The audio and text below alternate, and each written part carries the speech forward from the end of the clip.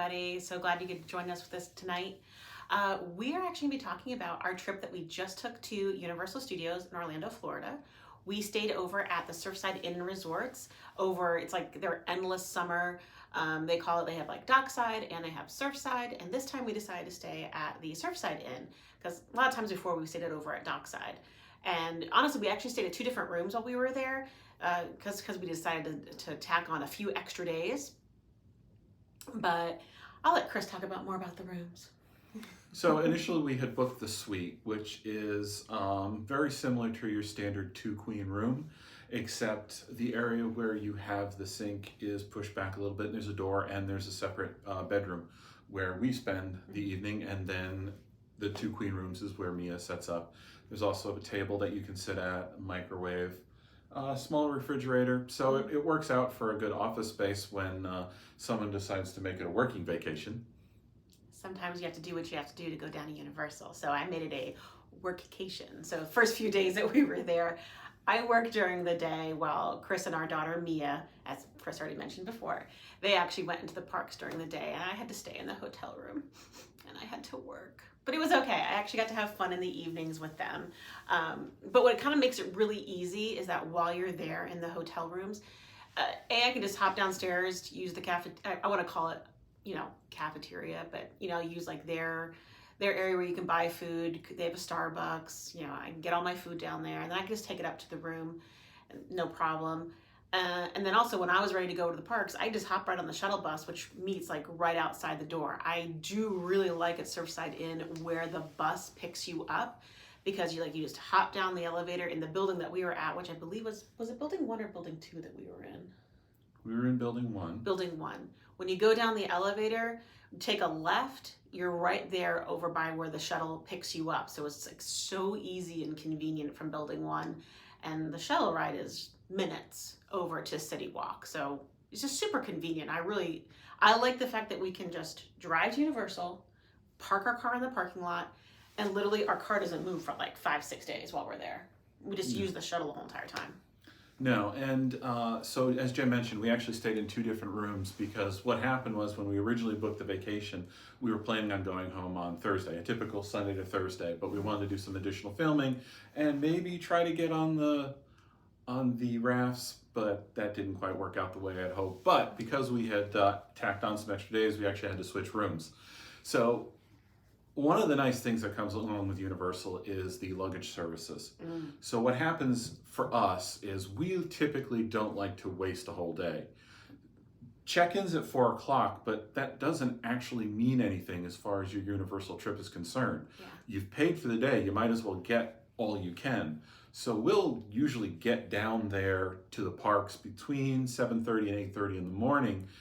We'll unload the car, we'll drop everything off at luggage services, and then Jen will check in, and then we hit the bus and we're over at the parks. Usually about halfway through the day, we'll get a text that our room is ready. We'll come back, we'll grab all our luggage and bring everything up to the room. Now the second room was much smaller. It was just your standard 2-queen room. Very nice. Actually, what was different about this room is it had a glass shower door. I believe it was one of the accessibility showers. It might have been. I'm also curious, was it because it's just a 2-queen room instead of the suite? I don't know though. All the other suites always have a traditional curtain. But that notwithstanding, it's good to know that these luggage services, it's behind a locked door, everything's safe. We go down with lots of laptops, lots of camera equipment. Never had a problem. You get a special tag. Make sure you take a photo of it with your camera. But that's really the getting there part. Once you're over at the parks now, because it was the first week of Mardi Gras, it was actually pretty busy. Some places like Kong had like a 95-minute wait. That's crazy. 95-minute wait for Kong. That's crazy. It wasn't Fast and the Furious. No. But like Jen said, we love Mardi Gras. I'm really big in the food, and most importantly, we always have to get our brand new themed freestyle cup. And this year they had a little koozie for it. I know, it was so awesome. I love it. As ridiculous as it may seem, having this is a big deal because you got to carry it while you're at the park, and the last thing you want to do is have one more thing you're carrying while you're in the park. It just goes right over, no big deal. But wasn't there some other stuff in the park, in like the tribute store that you really liked? Oh yeah, and also remember how we said in one of our videos, make sure you always bring your freestyle cup to the park with you, or anything that you want to use to fill up. So one of us may or may not have gotten into the park while Jen was working and realized he didn't have a cup with him to drink anything out of. So we have two. We have two, but don't worry, we actually use our freestyle cups all the time. I call it, when I wear like my Universal gear or I have my cup, I kind of call it like channeling my inner vacation that I'm like looking forward to. It just kind of keeps me like, you know, waiting for the next time we're over in Universal again. Because there will be a next time, hopefully in the next couple of months, it'll be back down for a little bit. But anyway, yeah, Chris was talking about the merch that they have over for Mardi Gras in the tribute store. Now the tribute store is actually moved from where it used to be. So now like when you enter into Universal Studios, if you head off towards the right-hand side, now the tribute store is over there. So any of you who are watching, you've never heard of the tribute store, essentially they do this like 4 times a year. It's kind of seasonal, and this tribute store will probably go until it'll go until like right until the end of Mardi Gras. Might finish up the week after that, which will be sometime the end of April, I think. Yeah, so the last day of Mardi Gras, I believe, is April 16th. So inside the store, they had some great things. They had some beautiful shirts. They had some gorgeous masks. And one day when Mia and I walked in, there was a Universal employee, and I gotta tell you, the staff there really do make a huge difference. They're always very, very nice and very, very sweet. But when Mia and I went in separately, they pulled me aside and then said, hey, by the way, you have a special password that you have to have in order to get all the way through the tribute store. Because the tribute store is actually 3 different buildings that have been, well, I don't know if I can really call them 3 different buildings. Looking from the outside, there's 3 separate facades making it appear like there's 3 separate buildings. Yeah. But once you're inside, it actually does look like there's 3 distinct areas where they have different items that you can purchase. The third one has some food, but in order to get into that last area, you had to give a gentleman standing there a password. And I gotta tell you, they were totally into it. So I walk up to the front door, the woman pulls me aside and says, you have to use this password. So we get to the other end, just before we enter what was considered their speakeasy. And the gentleman says, I'm sorry, but you need a password to get in here. And very conspiratorially, I lean up to him and said, I've been told I have to give you the following password. And they were totally into it. Like, it was a blast. I mean, they really do make it special. But let's talk about the food. Can we talk about the food? Oh I want to talk about the food. We can talk about the food. The food at Mardi Gras. They have so many different countries. It's not just like it's your typical like New Orleans cuisine, but believe me, there is New Orleans cuisine, but they do go above and beyond. It's international cuisine. There's France, there's Belgium, there's Germany, there's India, there's Mediterranean, Belgium. It was truly a global celebration. Yeah. So I believe the first place we started was actually Brazil. Yes. At Brazil, we had, I got the dessert, which is called the brigadeiros, which if you're not familiar with what a brigadeiro is, I want to call it like it's a Brazilian's form of what's the word I want to use? A truffle, like a chocolate truffle. It's really delicious. It's made from sweetened condensed milk. It's so yummy. I love them. I used to have a friend that made them all the time. So when I saw it on the menu, I was like, I'm getting brigadeiros. I have to have those. And then it also had like this sausage dish. And forgive me because I'm going to butcher their name. And forget the name. Forget the chocolate. It was meat on a stick. It was. Who cares what the name is? It was absolutely wonderful. There's some sort of skewer. They come in a giant stick, but it's like ordering from Chinese food when you get the beef on the stick. It was wonderful. It was like linguiça. I can't pronounce it, and I'm so sorry if you're from Brazil and you're watching this and you're butchering my language. But it was really, really good, as Chris said. I did terrible in Spanish in high school. French was my language. That and Japanese, so I apologize. But yeah, I think that was the big one. And then we headed over to New Orleans later that evening. This was actually the first night, so we didn't actually see the parade. But while the parade was going on, we were over in New Orleans, specifically Central Park, and we got the crawfish and shrimp boil. And oh my gosh, guys, it was so good. Now, I gotta be honest, crawfish, not my thing. Everything else is really good. I guess, maybe because we didn't grow up eating crawfish. I don't know. So we weren't as crazy about the crawfish. That's but probably it, because we're transplants to the South. We live in the South now, but we haven't lived here all that long. So maybe it's just we haven't fully acclimated to the... Might be it. That must be it. Must be it. So the next day, Mia and I were wandering around, and she looks over at me and she says she's hungry. So I don't know about y'all, but when my child says that they're hungry, the first thing you do is go find some food because they're willing to eat something. So we went over to Belgium. I know. We went over to Belgium, and she got this waffle with strawberries and cream. Oh my gosh. If I didn't have to pay close attention to my sugars, I probably would have had 4 or 5 of these things. They were absolutely amazing. I went over to the German tent, and I got the chicken schnitzel with spatzel and like a beer cheese sauce, and it was good. My problem is I love things like veal piccata or chicken piccata with a insane amount of lemon. So when they gave me this little lemon wedge and I'm supposed to put it on this piece of chicken, well, it needs like the whole lemon. I was suffering from a severe case of disappointment. But honestly, like I haven't had that, but I've heard from a lot of people that is like really, really delicious, that meal from Germany. So take mine with my assessment of it with a grain of salt. I know Molly from Mammoth. Yeah, she really liked it. I would say, like, I also went to, so during that week we were there, it's kind of like when we did our sampling of the Mardi Gras food. So I checked out Canada. I got their Canadian snowshoe maple, and then also their Canadian maple, their candied maple bacon. The candied maple bacon was a little weird because it was cold, and I wasn't expecting that. I thought it was gonna be like at least warm, and it was like sweet. I mean, it tasted good, but it was just kind of strange to me that it was cold. Yeah, bacon's supposed to be hot, but the drink. Oh my gosh, the drink. Slocum maple mash. That was really good. We both really enjoyed that. That was very good. That's a dangerous drink. That one, you'll have a few of them and then realize you can't walk home, which is a bit of a problem when you've got like a 2-mile walk back to the hotel from, getting from the park to the to the entrance to City Walk to the shuttles. Back to the shuttles and then back to the hotel. And the last thing you want to do is stumble back into the hotel. But let's just be honest. There's this unique drink at every one of these tents. Oh my gosh, yes. So, yeah, you could do some real damage if you wanted to. You really could. I mean, there are so many different drinks. And they have commemorative cups that you can buy, that you can get. They'll refill them at like a little bit lesser amount. Not much, though.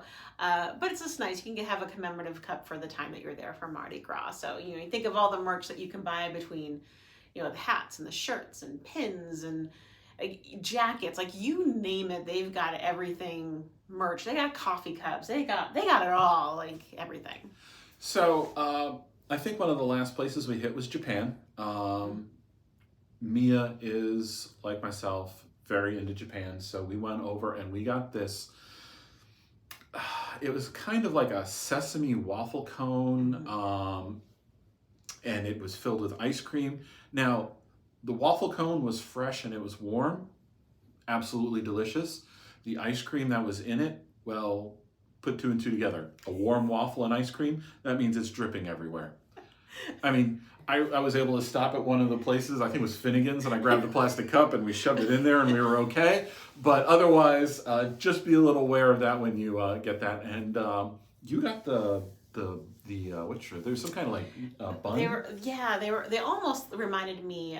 They had like these steamed buns. They had them back at Halloween Horror Night too. But they're called a Nikoman bun sampler. So there were 3 different fillings. One was like a teriyaki, like a chicken. The other one had pork, and the other one was like a sweetened coconut, which I've heard people with mixed reviews. I actually really enjoyed the sweetened coconut and also the teriyaki. The pork one was okay. That was probably my least favorite out of the 3. But the ube ice cream and the sesame cone, that was delicious. And honestly, Chris, I think you're onto something. Run over to Finnegan's and get that plastic cup to put the cone in. Yeah, show up with a plastic cone first. This way you don't get it all over your clothes. So beyond that, we couldn't get on the float. But we did get really good seats to, we actually ended up sitting right across from where the Mummy is on one of the street corners there. And we got to watch the parade go by. Yeah. And the floats were very, very cool, but the performers. Oh my gosh, the performers are so amazing. And I'm going to tell you something. When they see that you're out with a camera, they will perform for you. Like, you can tell they are so into it and they are just loving what they're doing. It just really brings it to life for you. And the parade, it's not like it's a short little parade. It probably goes on for at least a half hour, 45 minutes. There's, I think, there are 9 floats? I don't remember the name of the floats. I was holding the camera, so I was really only half paying attention to the quantity and dodging getting hit in the face with the beads. Yes, we have lots and lots of beads. But yeah, the performers were just so amazing. Like I said, when you pull out that camera, oh man, they are there to perform for you. They love it. So look forward to going through that footage again too. Yeah, so I guess really the final question I would have for you is, so Mardi Gras is over on the 16th. We'll probably get back down there 1 or 2 times before then. But next year, 2024, we gonna do this again? Yeah, more than once. You bet you. Like, we have to. We're already planning. Like I said, we're planning on going back in April for a short period of time just to enjoy Mardi Gras again. Maybe try a few things of food that we weren't able to try this past time. And also, again, to ride my rides that I love to ride Hagrid's, to ride the Hulk Velocicoaster. I am the roller coaster person in the relationship. That's fair.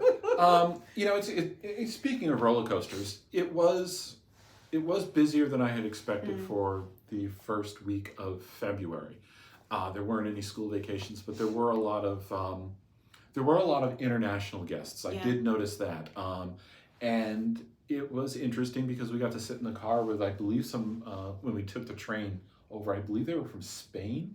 I think they might have been. So you get to meet some wonderful people on a global scale when you go to the parks. But because they were so busy, I actually picked up an express pass for one day because I wanted to try some measurements to see how much time it actually saved. And it was a 95-minute wait for Kong one day, and I was through the queue, through the ride, and back out in, I want to say it was about 40 minutes. We've got another video on the channel where I talk about it in greater detail. But big savings there. But what we also discovered is when the single rider lines are open, and they're not always open and they're not available on all rides, but the ones that they do offer it on, you can save a tremendous amount of time. Because I think you did that on, not Hagrid's, but you did it on the Mummy, right?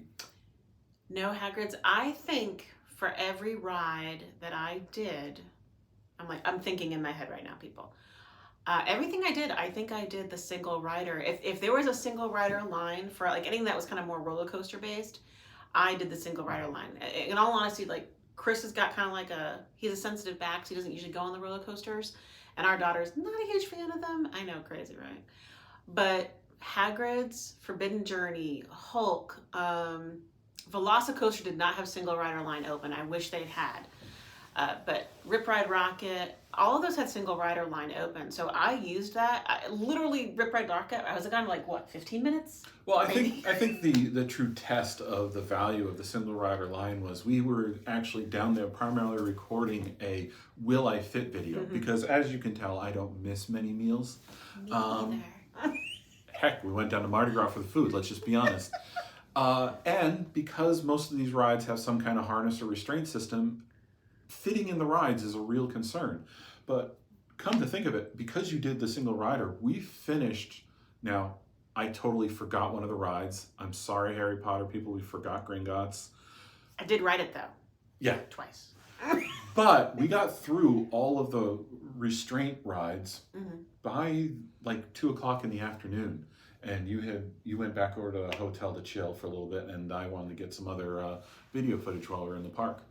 But ultimately, it does save time. It's probably one of our trips. One of our tips. Of course, it's one of our trips. We go there an unreasonable amount of time for somebody who doesn't actually live in Florida. But when you start recognizing the same cast members or the people who are at the or in the or like in the rides who are like the cast members there, and maybe that's when you know you've been going too many times. You're like, hey, I recognize that employee. that's for sure. So I guess our big tip for Mardi Gras would definitely be get the little gift cards to buy food. Yes, definitely. And for you pass holders, especially if you have the premier passes like we do, you get a steep discount on those. I believe you can get $150 worth of food for $120. And beyond that, when you go to purchase food, depending on the tier of your annual pass, you can also get discounts on the food that you're buying with your discounted card. So we got a lot of food, and we actually still have money left on our cards, I believe. Yeah, that's the nice part too, is that even so, like if people are like, hey, I don't want to spend, even if you're not an annual pass holder and it's $150 for the card, if you know you're going back to Universal within, these cards never expire. So it's like you can buy one, next month, and maybe you only use $75 of it. That $75 is still on the card. You can go back and use it, 8 months later if you want to. So it's like, even though we didn't use all the money on our cards, since we're going to be going back, that's fine. We'll just use it then when we're in the parks. Because what's nice though is it's not that you can just use it for buying Mardi Gras food. You can use it when you're over. You can buy butterbeer with it over in Diagon Alley or Hogsmeade. You can use it at any of the places in Universal Studios or over in Islands of Adventure for food. So I guess sort of in closing, we love Mardi Gras. We think everyone should experience it at least one time. The food, I know we keep saying the food, but the food, there's special merchandise that they come out with that's only unique for that year. And then there is the parade, which is an experience to have unto itself. And it's after dark. If you get an opportunity to get on the float, do it. All our friends that have ridden the float rave about it. So, this is Chris. And this is Jen. And this is Spellbound Adventures.